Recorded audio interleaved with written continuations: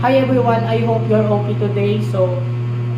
First, may I introduce myself. My name is Jan Pulusulyo and I'm going to react about the topic, the Internet of Things or IoT. But first, we react. Let's watch this first. Let's go. Let's dive into the magical world of IoT.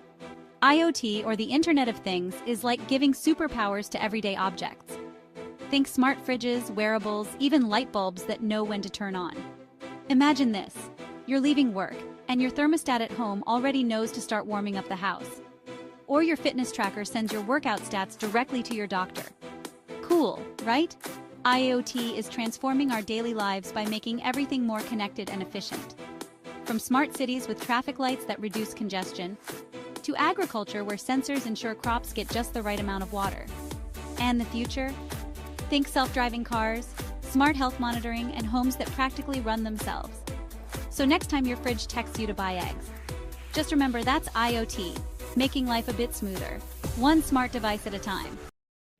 The video provides a clear and concise explanation of Internet of Things or IoT.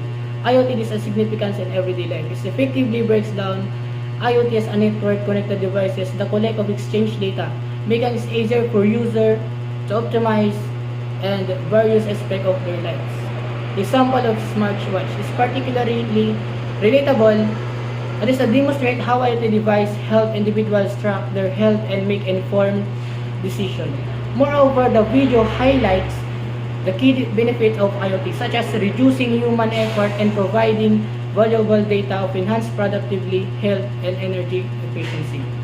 This is important takeaway as IoT is increasing shaping the way people interact with technology. However, the video would go further by addressing potential challenges, such as security, risk, and data privacy concern. Overall, the video serves a good interaction to IoT, making it accessible to a broad audience and encourage viewers to explore the technology further, which is essential given its growing the role model. So let's proceed the advantage and disadvantage of Internet of Things. First, the advantage of Internet of Things. There are 5. First is the automation and efficiency. To reduce manual by effort automating tasks, matching fast process faster and more efficient. Number 2 is better decision making. The IoT with capacity to gather and analyze data aids individual and business in making informed resources. And number 2, cost saving. Smart devices allow reduction in their energy usage, reduce maintenance costs, and better manage resources. And number 4 is improved quality of life. Wearable health devices, smart homes, and connected transport enhance the convenience and well-being of daily life. And number 5 is the enhanced security. IoT-based surveillance and security system help monitor and protect homes and workplace. So let's proceed to the disadvantage of IoT. First, the security and privacy risk. IoT device collect sensitive data, so they become prime target for the cyber attack and hacking. And number 2 is complexity and compatibility issues. So different devices and platform may not work together seamlessly on all. Number 3, a high initial deployment cost.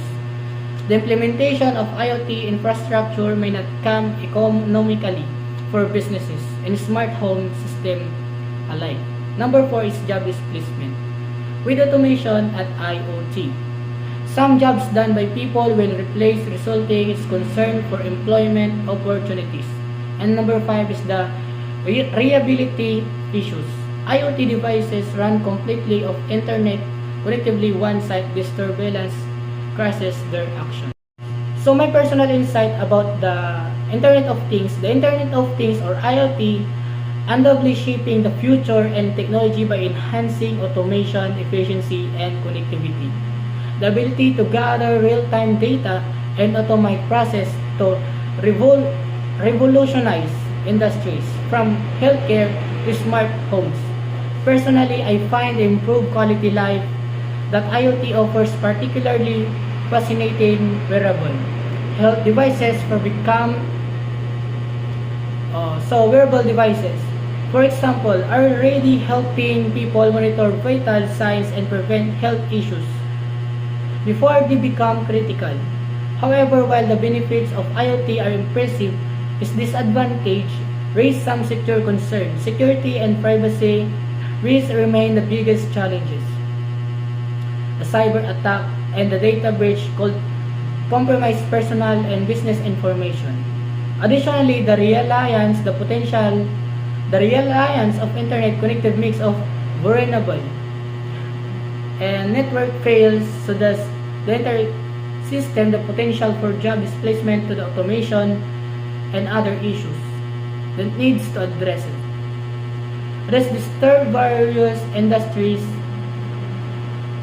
Overall, IoT is exciting yet complex advancement, while its potential is vast companies. This individual must find a way to balance innovation with security, reliability, and ethical consideration. The future of IoT depends on how well we can address this challenge while maximizing an advantage. And in conclusion, IoT is increasingly integrated into daily life, offering convenience and automation and efficiency.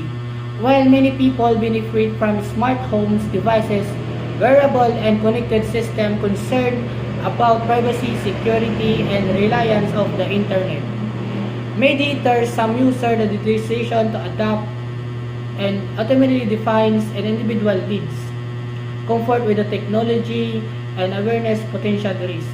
And IoT continues to involve the impacts of everyday life will likely grow, shaping how people interact with the environment.